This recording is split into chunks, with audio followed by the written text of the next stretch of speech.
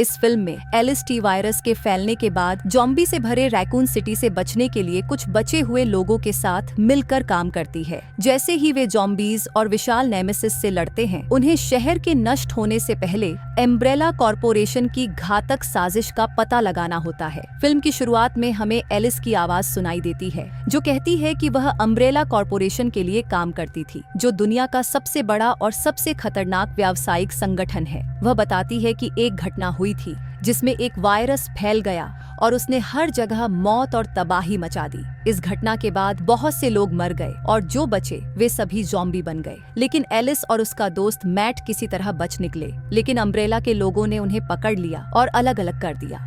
उन्हें लगा कि अब सब कुछ ठीक हो गया है, लेकिन वे गलत थे। इसके बाद हमें रैकून सिटी दिखाई देता है, जहां सभी लोग अपने अपने काम में व्यस्त हैं। फिर हमें कुछ लोग दिखते हैं जो शहर के नीचे एक बड़े दरवाजे के अंदर जाते हैं, लेकिन तभी उन पर अचानक हमला हो जाता है। अगले दृश्य में हमें हेलीकॉप्टर और बहुत सारी गाड़ियां नजर आती हैं जो एक जगह जा रही होती हैं। एक गाड़ी से कुछ लोग निकलते हैं और सभी से कहते हैं कि उनके साथ चलें, क्योंकि वहाँ कुछ हादसा हो गया है। वे लोग स्कूल से एंजेला को भी ले जाने लगते हैं, लेकिन तभी एक ट्रक उनकी गाड़ी को टक्कर मार देता है और एंजेला उस गाड़ी में फंस जाती है। अगले दृश्य में एक लड़की न्यूज़ देख रही होती है, जिसमें दिखाया जाता है कि शहर में हर तरफ अफरा तफरी मच गई है। वह लड़की अपनी बंदूक उठाकर पुलिस स्टेशन जाती है, जहां कुछ ज़ॉम्बी इंसानों को मार रहे होते हैं। वह लड़की उन ज़ॉम्बी को मारना शुरू करती है। उस लड़की का नाम वैलेंटाइन होता है और वह सभी से शहर छोड़ने के लिए कहती है। अगले दृश्य में एक आदमी एलिस की कंप्यूटर पर जांच कर रहा होता है। एलिस तब होश में आती है और जोर से चिल्लाने लगती है। वह वहां से बाहर जाने की कोशिश करती है। शहर के सभी रास्ते बंद कर दिए गए होते हैं और सेना हर जगह तैनात होती है। वे सभी लोगों को जांच करके अंदर जाने देते हैं। एक दृश्य में एक लड़की के पीछे ज़ॉम्बी लगे होते हैं, लेकिन तब कुछ ज़ॉम्बी उसे काट लेते हैं।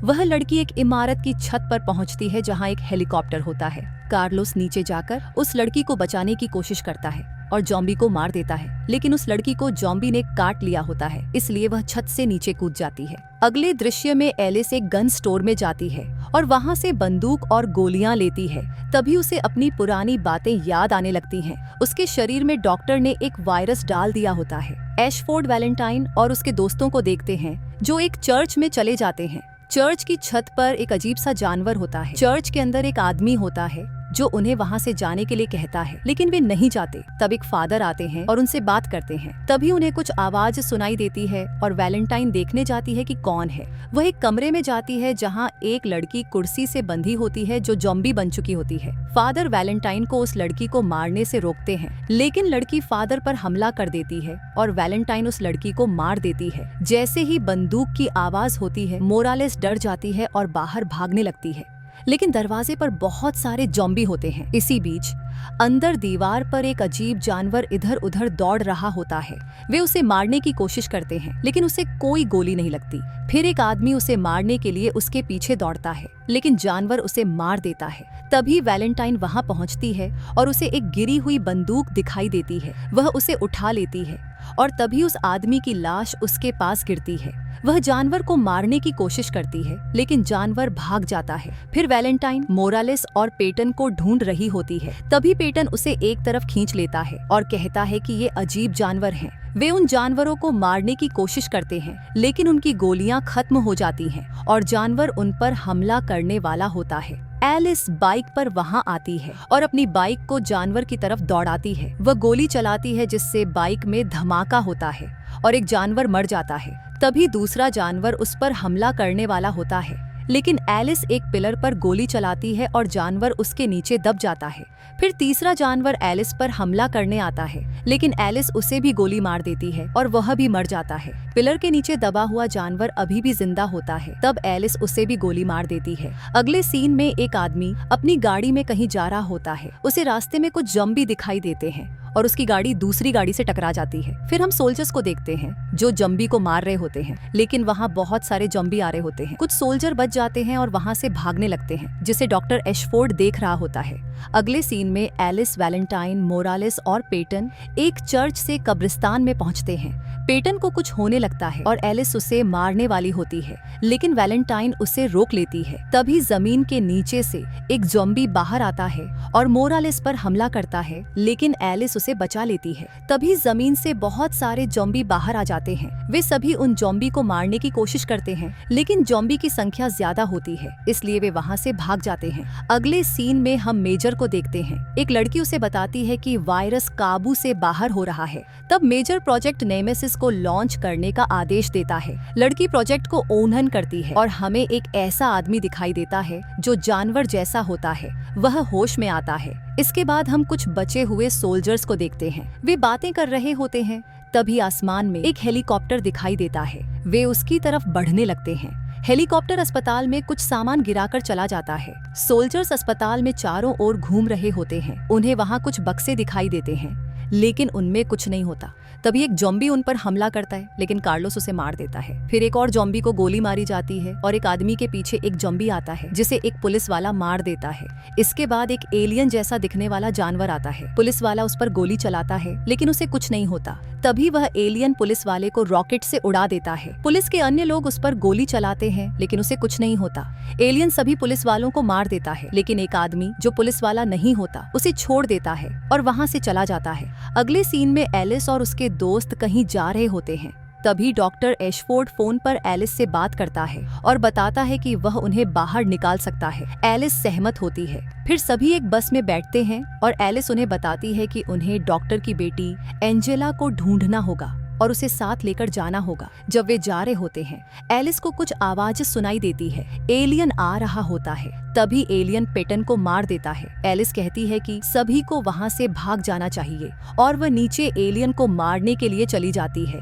वह उस पर गोलियां चलाती है, लेकिन उसे कुछ नहीं होता। एलियन के पास एक मशीन गन होती है और वह एलिस को मारने की कोशिश करता है, लेकिन एलिस भाग जाती है। एलियन उस पर रॉकेट से हमला करता है, लेकिन एलिस फिर से बच जाती है। एलिस उससे बचकर भाग रही होती है और एलियन उसका पीछा कर रहा होता है।